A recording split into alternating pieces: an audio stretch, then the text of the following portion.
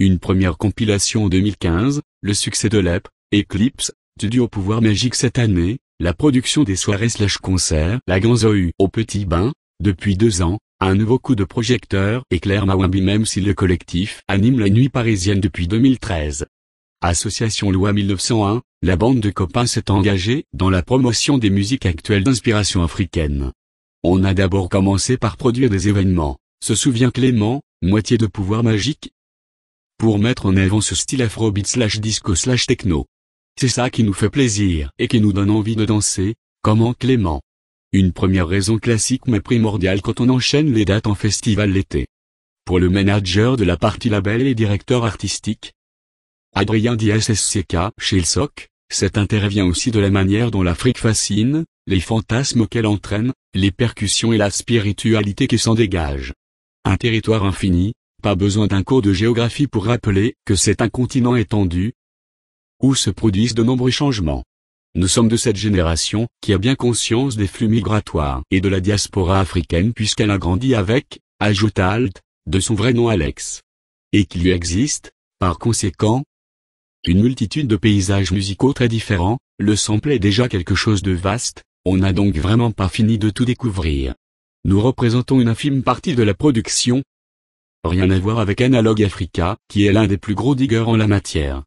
Né à la fin des années 1980, les membres de Mawimbi soulignent aussi l'importance d'être de la génération digitale, qui leur permet d'avoir accès facilement à la musique. On a le désir de s'y rendre un jour. Pas uniquement pour la musique d'ailleurs. On aimerait trouver des collaborations avec des musiciens locaux. Pour l'instant, ils s'inspirent de ces sonorités pour les transmettre dans leur DJ set et invitent des artistes dans la même veine qu'eux, comme les Berlinois d'African 808. Qui posent la question de l'appropriation culturelle justement. Est-ce qu'on leur a déjà fait des remarques sur cette musique locale, dans laquelle ils puisent et qu'ils transforment sur des rythmes de techno/disco? On a quelques trolls sur les réseaux mais très peu, annonce Clément. Quant aux membres du milieu musical, aucun ne s'en est jamais offusqué. La France a une histoire forte avec ce continent et il y a moins de communautarisme que dans les pays anglo-saxons. Et de compléter, nous avons toujours été clairs là-dessus, on n'envisage pas la musique comme ça, c'est-à-dire en se l'appropriant.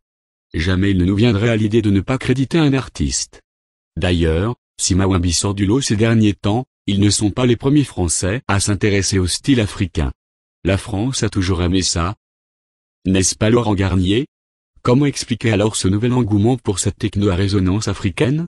Il y a le côté cyclique où chaque mouvement revient, certains redécouvrent aussi ce patrimoine culturel grâce à Internet, affirme Adrien. Et équipe, team, CREW, collectif, label, producteur, organisateur, les 5 têtes de Mawimbi ont donc bien des visages. Dans un futur très proche, ils ont décidé revenir à leurs premières amours, la production d'événements et d'artistes. Nous sommes un collectif et un label.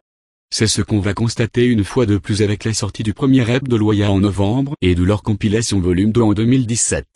Regardez d'autres vidéos sur site, vidéo.5la.net.